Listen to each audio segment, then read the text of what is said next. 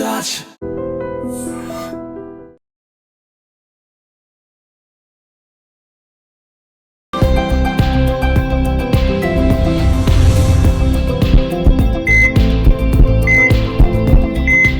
నమస్తే, welcome to healthy conversations with I dream media. నేను మీ Jhansi. So ఈ రోజు మనతో ఉన్నారు డాక్టర్ దిలీప్ గారు, ఖ్యాతన్ ఆరోగ్య కేంద్రం నుంచి, ఎక్స్పర్ట్ ఇన్ ఆయుర్వేద, ఆక్యుపంచర్, అలాగే న్యాచురల్ సైన్సెస్. మరి క్యాన్సర్ గురించి మాట్లాడుకుంటే, గొంతు క్యాన్సర్ అసలు ఒక 20 years ముందు క్యాన్సర్ అంటే చాలా రేర్గా వినే పదం ఇప్పుడు చాలా రెగ్యులర్గా వినిపిస్తుంది. అండ్ ట్రీట్మెంట్కి కూడా లక్షలు ఖర్చు అవుతున్నాయి. మరి ఈ స్టేజ్ 4 దాకా వెళ్లకుండా ముందుగానే డిటెక్ట్ చేయొచ్చా? అసలు క్యాన్సర్ అనేది ఎందుకు వస్తుంది? రీజన్ తెలుసుకునే ప్రయత్నం చేద్దాం. నమస్తే అండి. నమస్తే. సో ఈ క్యాన్సర్ గురించి మనం మాట్లాడుకున్నట్లయితే ర్యాపిడ్లీ అందరికీ, అంటే ఇప్పుడు ఒక హెచ్ఐవిని ఎలా మనం ఎంత భయపడ్డామో దానికి క్యాన్సర్ కూడా ఇప్పుడు అంత ఎఫెక్ట్ చూపిస్తుంది. ప్రధానంగా మన అలవాట్ల, లేకపోతే మారుతున్న వాతావరణం కానీ, మన జీవన శైలి, ఏవి మేజర్ కారణాలు అవుతాయి లైక్ ఈ క్యాన్సర్ విషయంలో? అయితే క్యాన్సర్ అంటే చాలా రకాల క్యాన్సర్స్ ఉన్నాయి. కానీ ఆయుర్వేదంలో ఎలా ఉంటుంది అంటే రూట్ కాజ్ నుంచి తీసుకోవాలి. రూట్ కాజ్ నుంచి ఎక్కడెక్కడ ప్రాబ్లమ్స్ వస్తాయి అని అంటే బ్లడ్ ఎప్పుడైతే మంచిగా ప్యూరిఫై అవుతుందో ఆ బాడీకి ప్యూరిఫై అయిన బాడీకి బ్లడ్ అనేది అంటే ప్యూరిఫై అయినప్పుడు క్యాన్సర్ అనేది రాదు. బ్లడ్ ఎప్పుడైతే ప్యూరిఫై కాకపోవడం వల్ల క్యాన్సర్ కణాలు అనేటివి బాగా డెవలప్ అవుతాయి. దానికి ప్రధానమైన ఇంకా బ్లడ్ ఎక్కడంటే మనకు ప్యూరిఫై అయ్యేది కిడ్నీలో.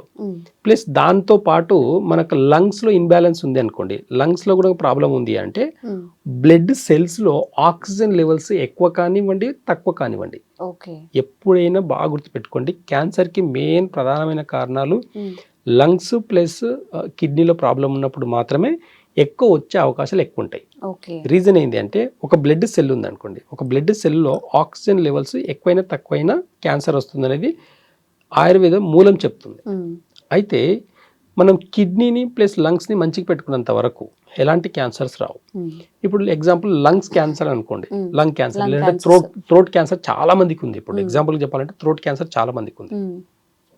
బ్లడ్ ప్యూరిఫై అయ్యేటప్పుడు చాలా హీట్ జనరేట్ అవుతుంది.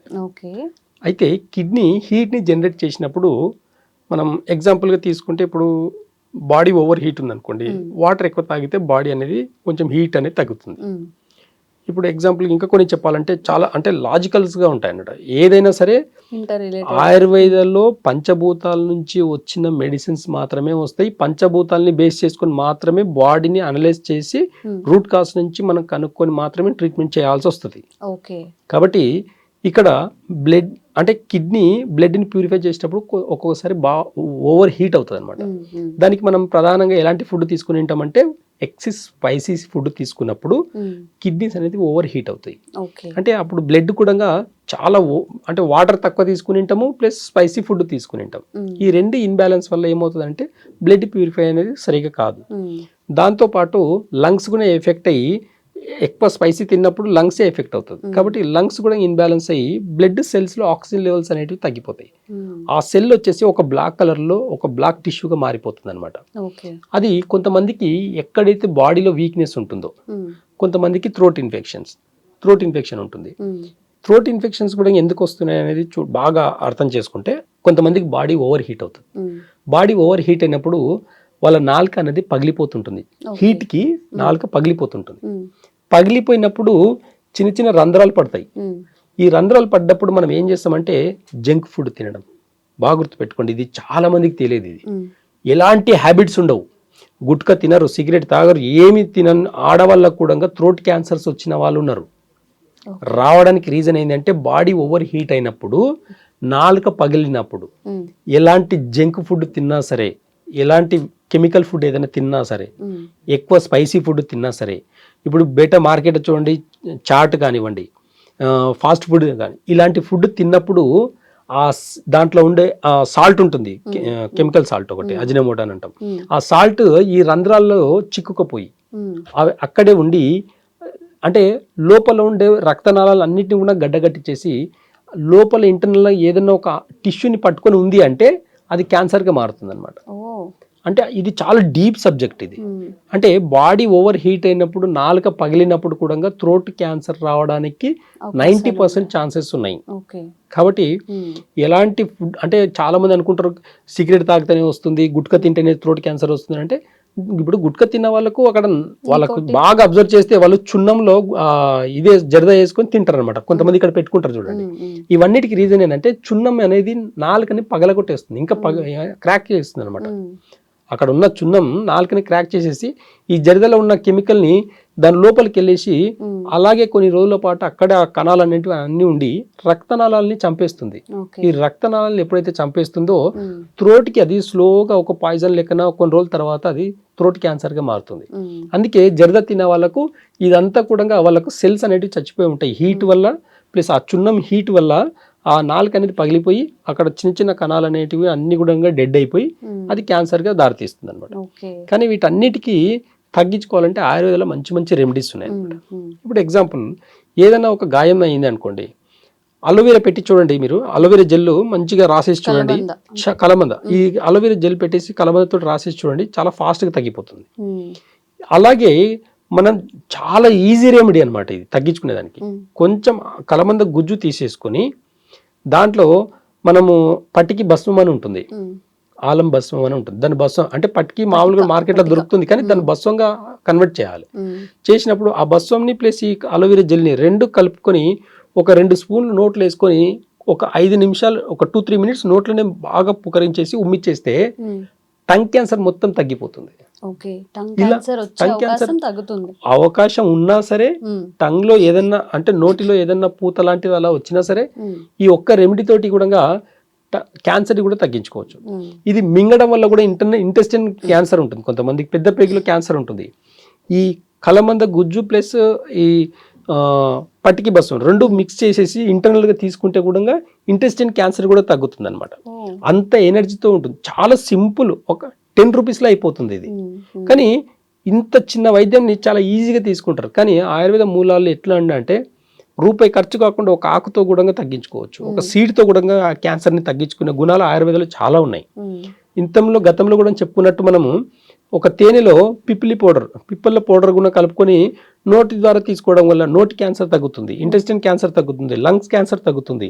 ఇలా క్యాన్సర్కి చాలా చిన్న చిన్న రెమెడీస్ ద్వారా కూడా తగ్గించుకునే యోగం ఆయుర్వేదంలో ఉంది.